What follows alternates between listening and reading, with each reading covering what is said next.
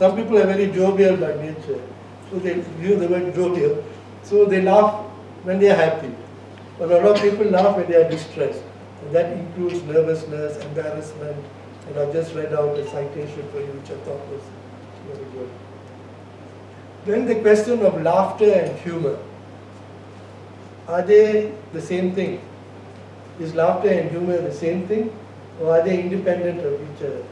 You can, perhaps somebody will have an opinion of this, regarding this.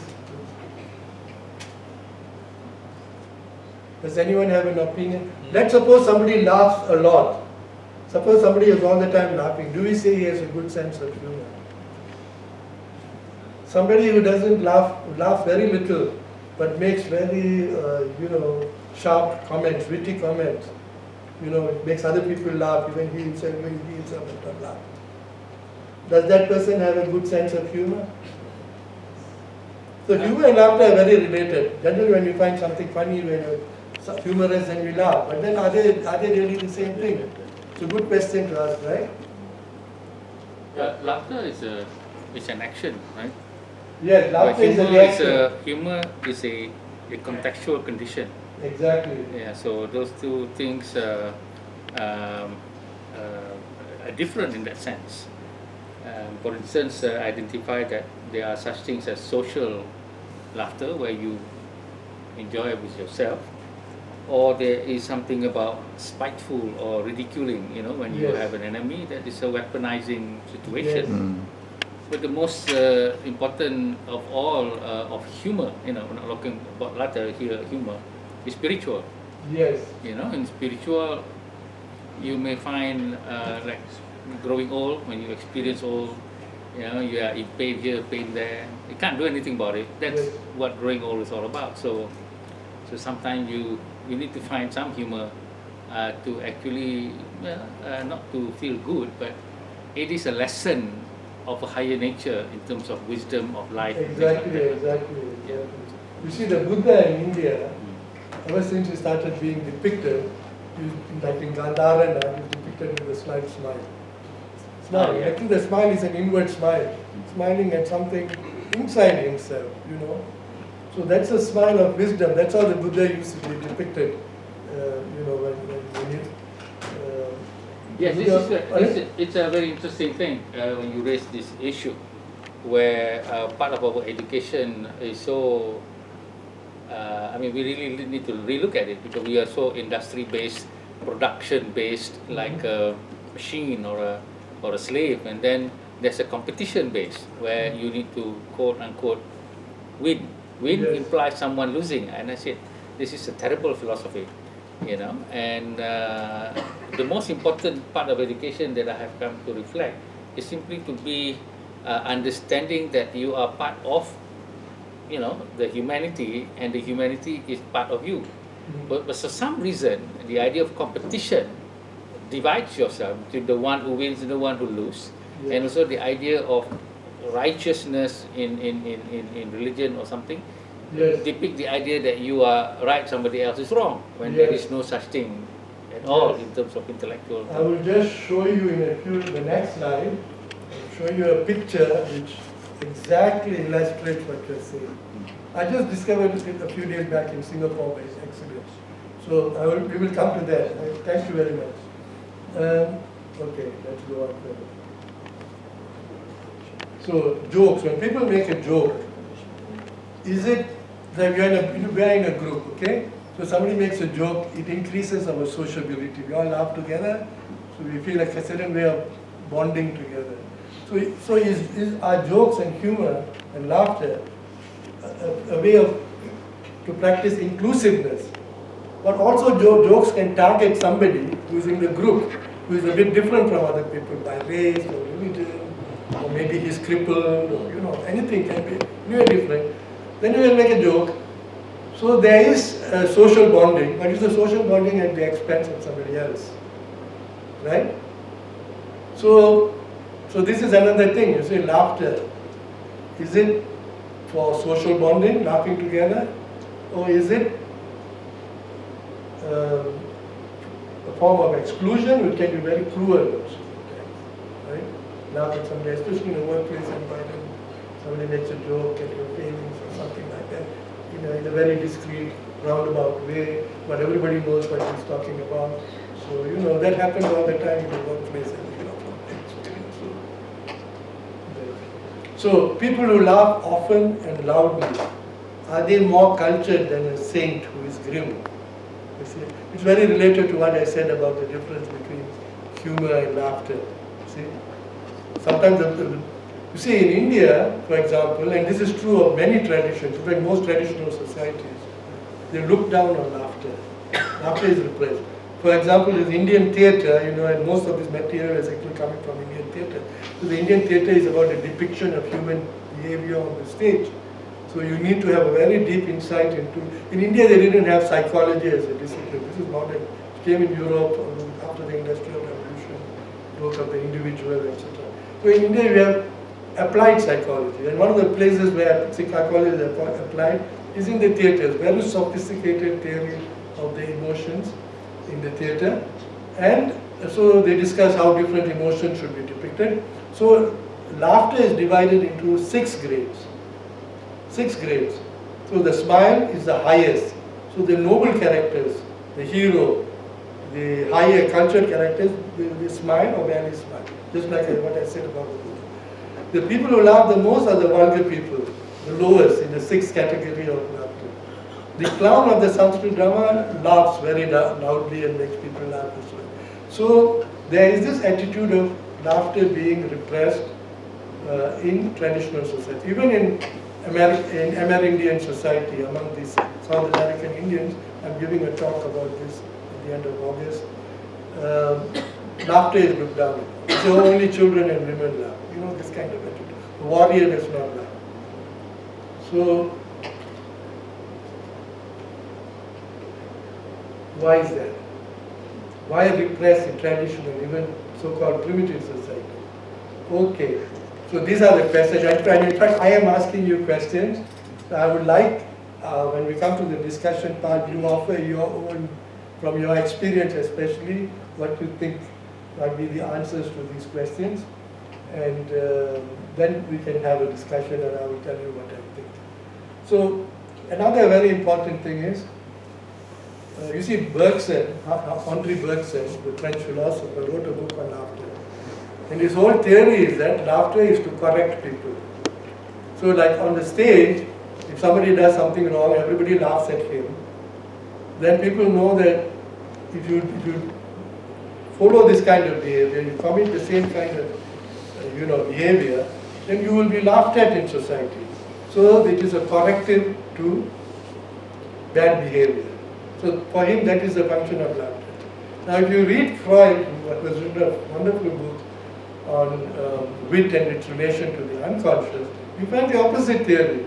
All our unconscious, suppressed desires and instincts, they manage to use, if you express them directly, it's not possible in civilized cultured society, but you can do that through jokes and things like that. See? So it's an outlet for the unconscious. So if you look at the two theories, they are diametrically opposed. And both are correct. If you read them, they'll give countless examples and you'll say, yes, I know from experience this is true. So how is it that that same emotion, the same reaction, physiological reaction, can play? So laughter has a communicative function. You're communicating something. When you laugh, you're communicating what you feel about certain things or what you think about somebody or things like that. So now, who was that who spoke about? Yes, Professor Tajuddin, about laughing and transcending fanaticism and all. So this is a kind of a fukusa, it's a kind of a cloth used to wrap presents. When you give gifts, you wrap the gifts in this kind of cloth, a tissue, which is practiced in Japan. When I was at this exhibition, and suddenly I was very surprised to come across this. So it's called Fukusa with the 3 laughers of Tiger Review. So I just read it to you. This Fukusa illustrates a legendary episode in ancient China involving the Taoist master Riku Shusei. It's a Japanese tapestry. a Buddhist monk, Aeon, and poet, a Confucianist poet, Tu Enmei. So Riku and Tao frequently visited Aeon, the Buddhist, who maintained a vow never to cross the bridge at Tiger Ravine, which marked the edge of his mountainous temple abode. Engaged in deep conversation, the three, these are talking philosophy, engaged in deep conversation, the three inadvertently crossed over. When they realized, they began laughing. See? In another version of the tale, they played a joke on Aeon, distracting him with conversation to lead him across the ravine. The episode represents the folly, here's where what you were saying. The episode represents the folly of adhering narrowly to one's philosophy in the pursuit of wisdom. It would have resonated with neo-Confucianists who borrowed from Taoist and Buddhist concepts. So this is like convivial laughter. They are laughing and therefore they are bonding together. But does that mean that they are not laughing at somebody else? You know, we gave two ways of laughing. One, you laugh to bond, not to exclude. The other way is laughing at other people, you know, making fun of them. But if you actually look at it, they are laughing at themselves, right? They're laughing together, but all three of them are laughing at themselves, you know. And they're laughing at their differences, their philosophical differences as well. So humor, as I said, cannot be a unitary emotion.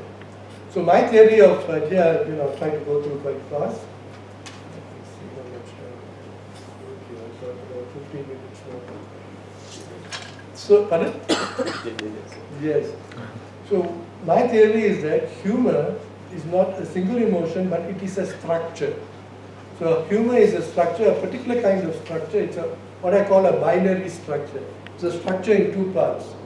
There are the two halves to this structure, and this structure lends itself to diverse functions and uses. This is a theory. And in this structure, any other emotion, anger, fear, any emotion you can think of, can be a part of this structure.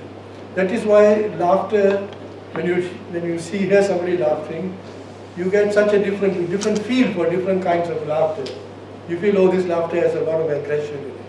Oh, this person, such nervous laughter, you know. This person is in a very sad situation, you know, laughter is actually his attempt to overcome distress. Spoke about crying and laughing, right? Why do they laugh first? Because actually they're already crying inside.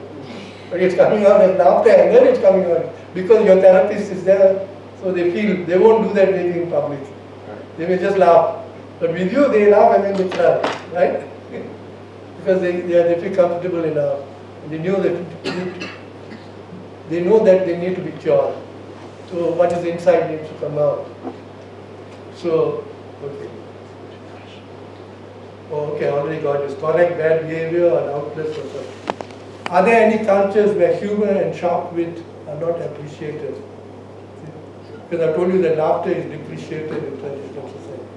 Why is there no reference to Christ laughing in the Bible? Why does so I told you that the Buddha barely smiles in India. So by the time he comes to China, he's laughing, belly laughing. Humans have seen laughing Buddhas, you know? Statues you can see everywhere in Chinese temples and all. So what happened to the Buddha when he came to China? And are these two contradictory to each other? Or is it because of the influence of Taoist philosophy? And then in many societies, including in India, we have what is called a sacred clown. The sacred clown laughs very loudly. In India, on the stage, the clown is always a Brahmin, great Brahmin. So that is, he's the person whom you least expect to laugh.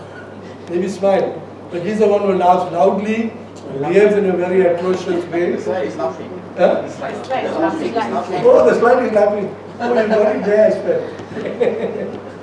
What happened? LCD laughing. So, yeah, that's belly laughter on the screen. So, but then the rest of us were supposed to repress our laughter. It's a strange situation. So I actually really just wanted, the main purpose of my talk is not actually to give you solutions. You can go and read my thesis and read papers. I want to just make you think about it, because we all laugh, so I think we need to, it will help our self-understanding if we thought about this. Okay, very good. So now I'm going to just give two diagrams to explain what I mean by the word which I use to express the structure of laughter is something called dissociation. When we see something, any stimulus, we have a certain association of ideas. And this association of ideas creates an emotion, it sustains an emotion. You know, it's kind of a unified, consistent field of association. But what happens with the humor is that we have two contradictory sets of associations which cancel each other out. So this is the main theory. So you see, you have a stimulus, S, O is the organism, that's me or you, and it affects us in such a way in an emotional situation, it arouses either a positive emotion like desire, curiosity, enthusiasm, or it provokes a negative emotion, anger, fear, disgust, sorrow, etc. So we want to remove ourselves from that situation in different kinds of ways. So this is the normal model. It's called a stimulus-organism response model in behavioral psychology. So when you react to the stimulus, you are saying immediately, unconsciously, yes, then it's positive. Or we are saying no, then it is negative. And this leads, for example, in the theatre to purposeful behavior, or purposeful attitude towards the stimulus. Okay? So this is the normal model for the emotion. Now you see I have put humor in red. This is because in the Indian classification of pleasant, positive and negative emotions in the theatre, humor is classified as positive because it is so pleasant. Humor and laughter are pleasant, so it's classified as positive, but actually it is problematic. So here we have the same model. Stimulus impacts the organism, and then there is a response. But here what is different is we are saying yes and no at the same time. It's kind of that's where the surprise is. The way the joke is presented, or the way a certain sequence of events happens, you are saying yes, and then suddenly no. It negates itself. There's a mutual neutralization. So it is this yes and mutual neutralization of positive and negative responses, which is the structure of humor, and then it cancels itself out, and then the nervous energies which are sort of triggered, evoked, they come out as laughter. Actually, it's much more complex than this, but I'm just trying to give you the gist to hold on to this basic idea of dissociation. So, for example, Arthur Koestler, he has dealt a lot on this in his book Insight and Outlook and the Act of Creation. So, and then, these ideas can be developed in so many different ways. So I'll stop here, and what I would like to do, so chapter 2, in fact I got this insight from the writings of a sage in the last century called Gurdjieff. And the chapter 2 of my thesis is actually an analysis of what he says about laughter. And then I developed it in a much more sophisticated way. So, it says laughter is the pumping out and discarding of superfluous energy collected in what he calls the accumulators, as accumulated energy in our body. Laughter does not exist in all the centers, but only in centers, the emotional center, intellectual center, the instinctual center, divided into two halves, positive and negative. There can be impressions which fall at once on the two halves of the center and produce at once a sharp yes and no. Such a simultaneous yes and no produces a kind of convulsion in the center, and being unable to harmonize and digest these two opposite impressions of one fact, the center begins to throw out in the form of laughter the energy which flows into it. See? In another instance, it happens that in the accumulator, there has collected too much energy. This is the negative emotions I was talking about, and which the center cannot manage to use up. Then so that's why some people laugh all the time. Then the most ordinary impression can be received as double. That is, it may fall at once on the two halves of the center and produce laughter, that is the discarding of anything. So this is my last slide now. So we come to Abhinavagupta. So in my thesis I started from this and then I worked my way to the beginning. So here, because we are not specialists of Indian theatre or aesthetics, but I thought it would be much more interesting and relevant to start from the other end. So this, I said that he said four very strange, enigmatic things, which I try to make sense of in my thesis, and I put that, I juxtapose that to just what I just read from Gurja. So he says, first of all, any emotion, the semblance of an emotion, something that looks like that emotion, but is not that emotion. So you have fear, semblance of fear, anger, semblance of anger, something that looks like anger, but is not really fully anger, So that provokes humor. The word for it in Sanskrit is hasya.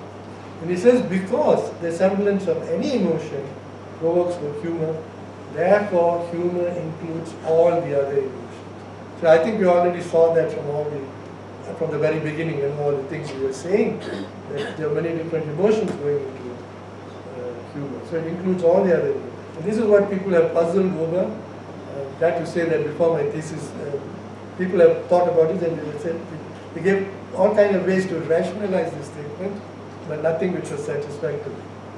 And then he says something even more strange, which I won't go into today, because it's going to take us into ritual and mythology.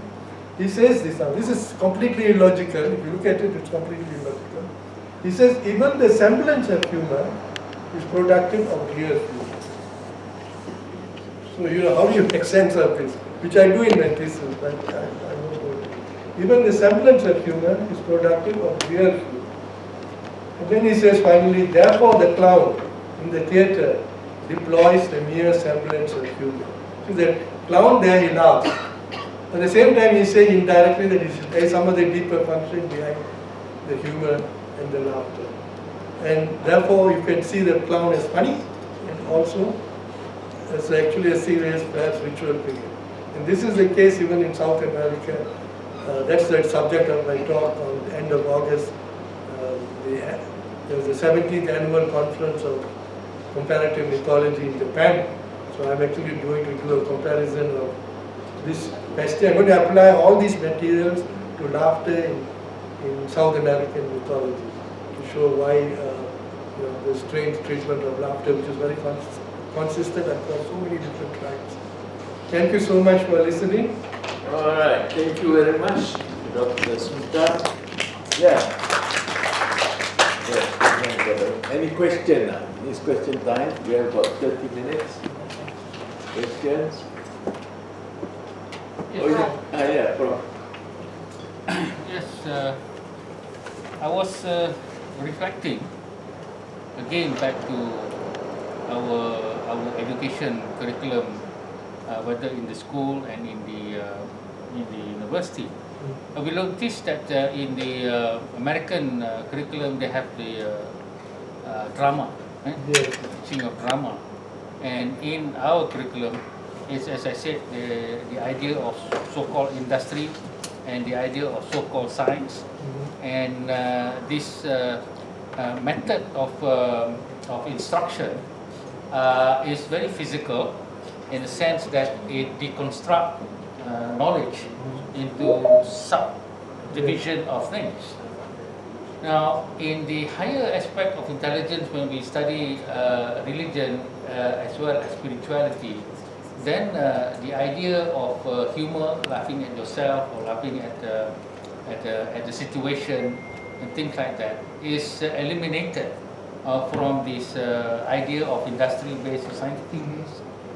What I'm trying to say is that our education specifically pushes us to become the machine that doesn't laugh, and the animal into a survival instinct, Yes. or productive or survival. You either produce product and defend yourself. But it doesn't teaches us the aspect of how to deal with situations. And that's why we have what we call now mental illnesses and repressions and things like that, simply because the curriculum of industry and science forego the idea of what you refer to as the ancient philosophy of theatre and all this. Yes. And so that's why a lot of conflicts, whether it's race, religion, politics, is based on that idea of instinctive survival, whether you can be producing things or not, and having for yourself and not for others, this kind of thing. So I think what you have taught is that the idea of, in your thesis, perhaps I haven't read it, but it's this lost higher wisdom of theatre, comedy, drama from our education structure. That is, now you only study drama when you go to drama or art history, but not in this sense. See, that is why theatre was so important for the Greeks. Wherever the Greeks went, even when they came to Central Asia, to Afghanistan, to India, they brought theatre because for the theatre embodied all the values of the Greeks, and that is what kept the Greek society, the sense that they are Greeks, And the theatre in India played a very similar role. And I'm sure that a similar role you can attribute in Japan to no theatre, or to China, their own form of opera and all. And one of the things which struck me in this exhibition, which I saw whenever I took this picture, is the extent to which many of these paintings and all come from theatre. Like these come from the no theatre in Japan. So it's a kind of a cultural basis. The Japanese all know these themes which are depicted. It's the same, in India, people know. So it's a way of self-cultivation. But how to be a human being. My point here is that we have created the illusion that rewards and greatness is related to this production of things. Yes. But and the so-called static things. Yes. But we don't understand that humor and wisdom actually is the higher form of intelligence. Yes. What we teach is so-called basic intelligence. That's why now we call something artificial intelligence. But the human intelligence goes into wisdom, and part of wisdom and the higher it is also closer to humor. Yes. Because that is the thing that Buddha, I think, maybe discovered a lot of things like that, where you can actually understand yourself better. Yes. In the realm of anxiety, things like that, or what we call. So that's the situation. You see, this distinction between intelligence and wisdom is very important, because I think humans now are more intelligent than they ever were. They have been able to transmit and transpose the intelligence, because behind AI is programming by humans. So the continuity between artificial intelligence and human intelligence. We've never been so intelligent, but much of this intelligence is directed now at destroying ourselves. Sure. Because competition between nations, much of the innovations in science are coming because of war. During World War II, many of the big innovations, the internet itself was created in the context of the Cold War. It was created by DARPA, the American, the defense agency. So many of these biggest, most important inventions were actually in the context of radar, etc. So human intelligence is, it's something very different from wisdom, and it's actually quite problematic. I participated in a big history conference last year, which is where I met my friend here, Chikyong. And one of the persons was now going to be the the president of the Big History Association. He presented a paper comparing humans to chimpanzees. And he says chimpanzees also fight, but they know when to stop fighting. It's sort of built in instinctually that at a certain point, this intra-species, fighting within the species stops. But humans have become so intelligent that they've broken that barrier. So are you saying that people who don't laugh very much, they are less intelligent? No, I'm not at all saying that. No, I was just making the distinction between wisdom and intelligence. I wasn't bringing in laughter. And humor, and humor, the way the humor comes in is because I said humor is bisociation. seeing something in two ways at the same time. That's what irony is and everything. So what humor does, developing a sense of humor, it gives you a way to look at things from two different, even opposite ways at the same time. At the same time. So that allows you to look at other people's points of view. So if somebody disagrees with me, I can, it cultivates this kind of multiple way of looking at things. I'll begin with a disagreement and then Sure, chimpanzees are immeasurably more violent than human beings. Pardon? Chimpanzees are massively more violent than human beings. They're one of the most vicious animals on the planet. Yes. I think you're thinking of bonobos, which is an Opposite. offset. Yeah, right. I mean, I've seen chimpanzees fighting. Yes. I don't think I've ever overcome the shock. No, can I just interrupt here? Yeah. I'm not saying that chimpanzees are not violent, they're terribly violent. I'm not saying they are not violent, I'm just saying that at a certain point we know to stop. It automatically, Okay. there's somebody, the person who gave the talk was the expert on chimpanzee behavior. So Let's disagree on that. We go for the kill. But that's cool. The basic thing we know about human beings is evolution. The basic thing about any evolved species is evolution. So if we're looking at humour, we have to at least partly see how this fits within like our idea of an evolved species, I think. I did, before my current life, I researched primate play. And play is a similar thing, right? So there's two characteristics. One, it's wasteful, so that's really, really interesting, like humour. Humour's not biologically useful, it appears, so that's really, really interesting. The other thing about it is it's universal, and that's even more interesting, because you think, well, how can something so useless be so universal? There has to be a biological explanation for this, although cultural variation is better. So I've got three ideas that I just wonder what you think. The first one is what you've said. I think social bonding is the obvious explanation. Humour is used, I think, largely to test out relationships. So if I make a joke that's a little bit edgy and you laugh, I know that you and I can be friends. You know, we've got similar background things. If you get all upset and appalled, then probably less so. So I think social bonding is hugely, hugely significant. Another one is called the handicap principle, and that means there's lots of behaviours in animals that are wasteful, but demonstrate other values, and primarily sexual fitness. So if you look at a peacock... Could you? Sexual fitness. Sexual fitness, Yes, yeah. okay. A peacock tail does nothing apart from attract female peacocks. Yes. Does nothing at all, but they still do it. So that suggests that this idea of showing, I'll tell you how fit I am, biologically fit. I can grow this enormous tail for no purpose at all. That's how fit I am. And I wonder that with humour as well. And I think there is some evidence that humour is a marker for intelligence, as you kind of said in wisdom. And if that's the case, what we've got is we've got this mechanism of humour that at least partly is explainable in terms of sexual reproduction and things like that. Generally speaking, people who are viewed as funny are also viewed as intelligent and also viewed as kind of socially admirable and things like that. So I'm not arguing with all the kind of